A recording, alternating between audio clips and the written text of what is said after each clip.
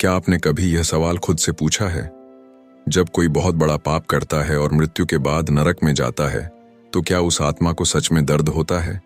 लेकिन आत्मा तो अजर है, अमर है, शुद्ध है, तो फिर उसे कैसे पीड़ा हो सकती है? यह सवाल जितना सरल लगता है, उत्तर उतना ही रहस्यपूर्ण और गूढ़ है। और इसका उत्तर हमें मिलता है हमारे सनातन धर्म के सबसे रहस्यमय ग्रंथ गरुड़ पुराण में। गरुड़ पुराण सिर्फ एक किताब नहीं, बल्कि वह दिव्य संवाद है जहां स्वयं भगवान विष्णु ने मृत्यु के बाद की यात्रा का संपूर्ण रहस्य उजागर किया है। और इसी ग्रंथ में विस्तार से बताया गया है कि जब एक आत्मा अपने शरीर को छोड़ती है और पाप के कारण नरक मार्ग की ओर भेजी जाती है, तो वहां उसे क्या क्या अनुभव होता है। पर सबसे पहली बात, क्या आत्मा सच में अनुभव करती है? क्या बिना शरीर के वह जल सकती है, पीड़ित हो सकती है, यातना महसूस कर सकती है? श्री कृष्ण गीता में कहते हैं, नयनम छिंदंती शस्त्राणि नयनम दहति पावक, अर्थात आत्मा को न कोई अस्त्र काट सकता है, न कोई अग्नि जला सकती है। तो फिर गरुड़ पुराण में जो कहा गया है कि यमदूत आत्मा को नरक में घसीटते हैं, उसके शरीर के टुकड़े टुकड़े करते हैं, उसे जलती हुई नदियों में फेंकते हैं, यह सब किस पर होता है? यहीं आता है वह रहस्य जो सामान्य बुद्धि की पहुंच से बाहर है।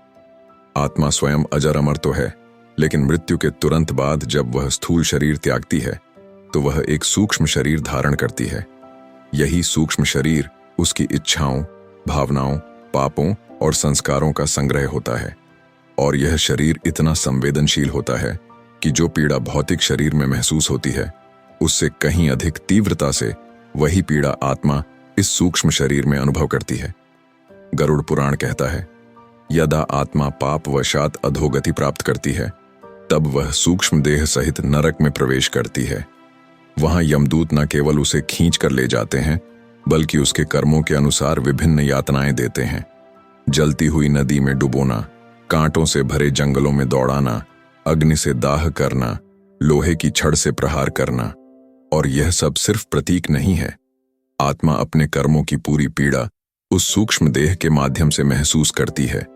कुछ लोग सोचते हैं कि नरक एक कल्पना है, पर गरुड़ पुराण बताता है कि नरक एक वास्तविक कंपन स्तर का क्षेत्र, एनर्जेटिक रियल्म है, जहां आत्मा को उसके कर्मों के अनुसार रखा जाता है। जैसे जैसे आत्मा की चेतना गिरती है, उसका आकर्षण स्वाभाविक रूप से उसी निम्न लोक की ओर होता है। और वहां जाने के बाद वह अपने शरीर के बिना भी ऐसा महसूस करती है जैसे उसका पूरा अस्तित्व जल रहा हो। और यह दर्द केवल शारीरिक प्रतीकों तक सीमित नहीं होता।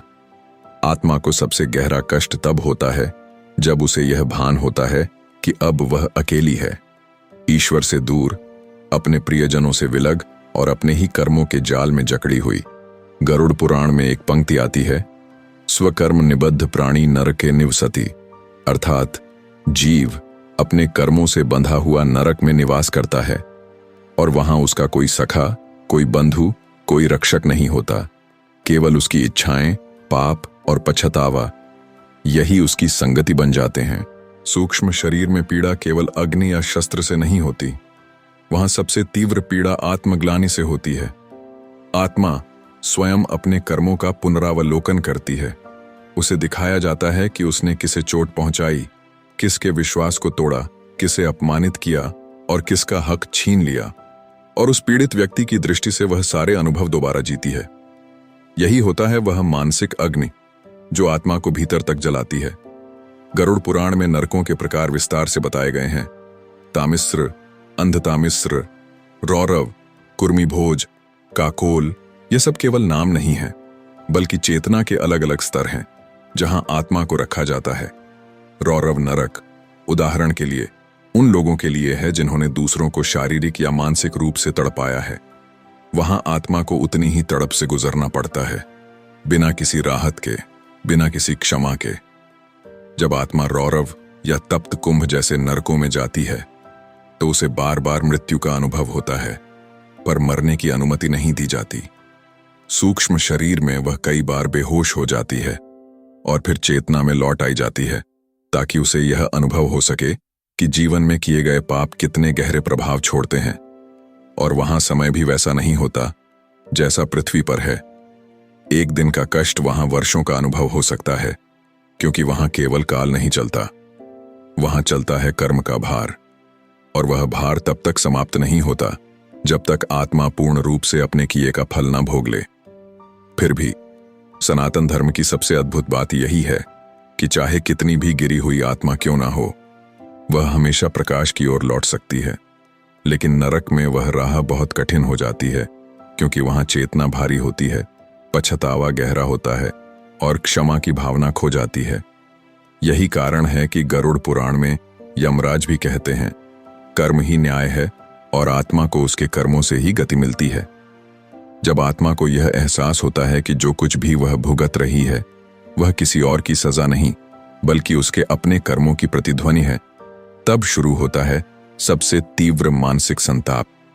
वहां कोई ईश्वर नहीं कहता कि तुम दोषी हो, बल्कि आत्मा स्वयं हर दृश्य को देखती है, समझती है और अपने भीतर उठते उस क्षोभ को झेलती है जो किसी भी शारीरिक दंड से अधिक प्रचंड होता है।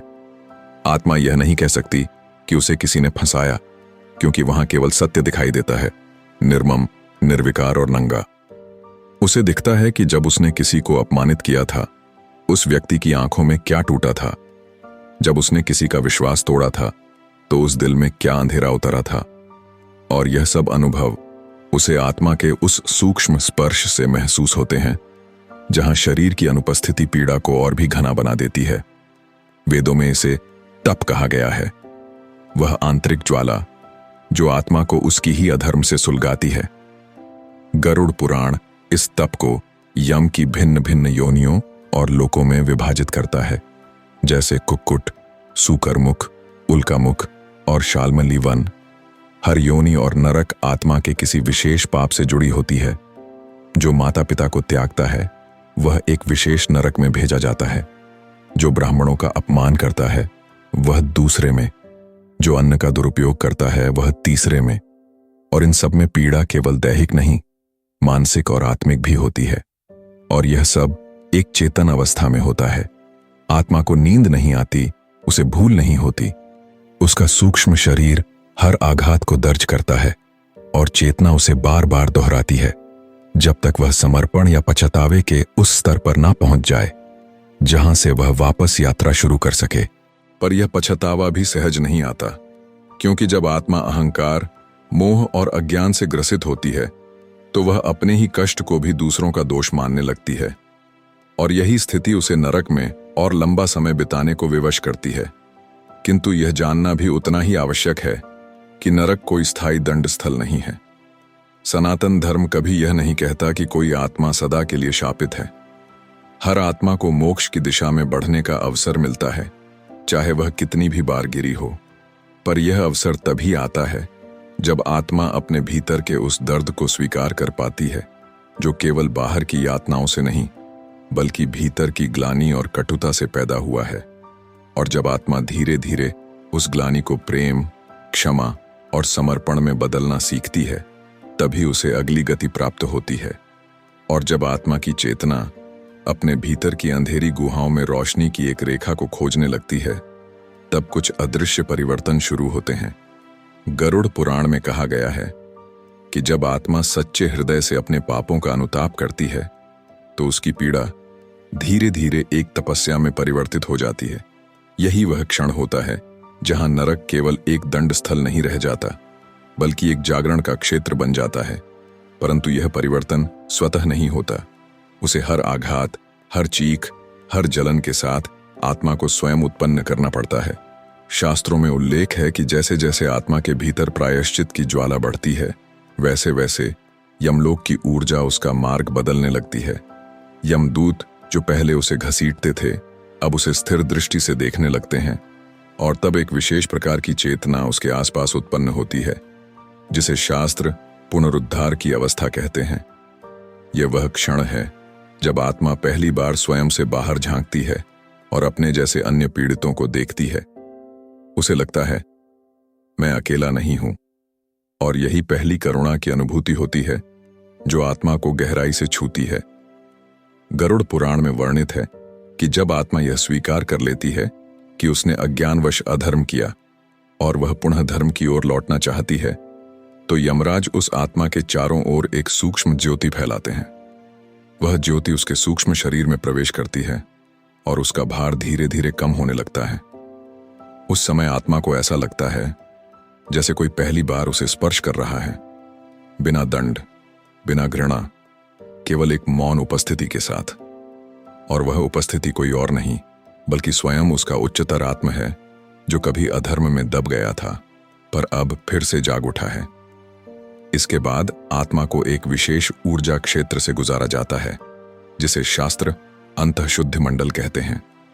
यहां आत्मा को विश्राम नहीं मिलता, बल्कि उसे एक नई अनुभूति मिलती है, अपनी चेतना की एक नई गहराई की। वहां ना कोई शोर होता है, न कोई प्रत्यक्ष अग्नि, लेकिन भीतर की स्मृतियां इतनी तीव्र हो जाती हैं कि आत्मा उन पर बैठकर रो पड़ती है। और तब वह पहली बार प्रार्थना करती है, ना बचने के लिए, ना राहत के लिए, बल्कि केवल क्षमा के लिए। और यही वह प्रार्थना होती है जो आत्मा को नरक से मोक्ष की ओर खींचती है। और फिर जब आत्मा यह पहली सच्ची प्रार्थना करती है, तब ब्रह्मांड की एक सूक्ष्म लेकिन अद्भुत प्रतिक्रिया होती है। एक हल्की सी ऊर्जा आत्मा के चारों ओर लहराती है। ना कोई शब्द, ना कोई दृश्य, केवल एक गहरी अनुभूति, जैसे किसी ने उसके सिर पर करुणा से हाथ रख दिया हो। और उसी क्षण पहली बार आत्मा को लगता है कि पीड़ा कम हो रही है। यह कम होना बाहरी नहीं होता, बल्कि भीतर से उठता है, जैसे कोई पिघलाव, जैसे कोई बर्फ जो वर्षों से जमी थी अब धीरे धीरे पिघलने लगी हो। गरुड़ पुराण बताता है कि नरक केवल दंड का स्थान नहीं, एक पाठशाला भी है। वहां आत्मा को सिखाया नहीं जाता, बल्कि उसे उसके ही कर्म सिखाते हैं। और जब वह सबक पूरी तरह आत्मसात हो जाता है, तभी आत्मा को अगले जीवन की ओर बढ़ने की अनुमति दी जाती है। वह जीवन कैसा होगा, कौन से शरीर में मिलेगा, यह सब निर्भर करता है उस क्षमा की गहराई पर, उस पछतावे की सच्चाई पर। और यदि आत्मा पूर्ण रूप से परिशुद्ध हो चुकी होती है, तो उसे नए जन्म में अच्छे संस्कार, दिव्य संगति और सत्कर्म की प्रवृत्ति मिलती है, ताकि वह इस बार उसी गलती को ना दोहराए। और हां, यदि आपने कभी किसी बुरे सपने में खुद को गिरते हुए देखा हो, जलते हुए, चीखते हुए, तो हो सकता है वह कोई सपना ना हो। कई बार आत्मा को पूर्व जन्म के अनुभवों की झलक मिलती है। वह नरक केवल एक कहानी नहीं, वह आपके चेतन मन में एक अनकही स्मृति बनकर छिपा रहता है, क्योंकि हर आत्मा किसी न किसी रूप में नरक से गुजरी होती है। और यही कारण है कि हम अनजाने में कभी कभी किसी कार्य से घबराते हैं, किसी भावना से कांप जाते हैं, या बिना कारण किसी से क्षमा मांगना चाहते हैं। तो अगली बार जब आप किसी गलती के लिए क्षमा मांगे, किसी को सताने के बाद भीतर ग्लानि महसूस करें, तो समझिए आपकी आत्मा जाग रही है। और यह जागरण ही है जो नरक से सबसे बड़ी मुक्ति है, क्योंकि आत्मा को सबसे बड़ा दर्द तब होता है जब वह अपने की को देखकर भी कुछ ना बदले।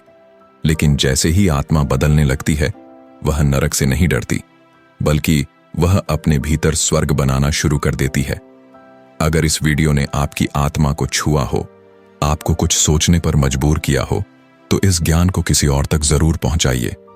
लाइक करें, शेयर करें और सब्सक्राइब करें गरुड़ पुराण रहस्य चैनल को, ताकि गीता और गरुड़ पुराण का दिव्य ज्ञान हर आत्मा तक पहुंच सके।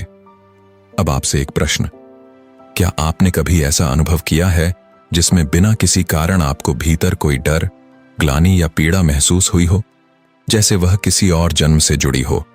कमेंट करके जरूर बताएं, क्योंकि शायद आपकी आत्मा की कहानी किसी और की चेतना को जगा दे। AUM नमो भगवते वासुदेवाय।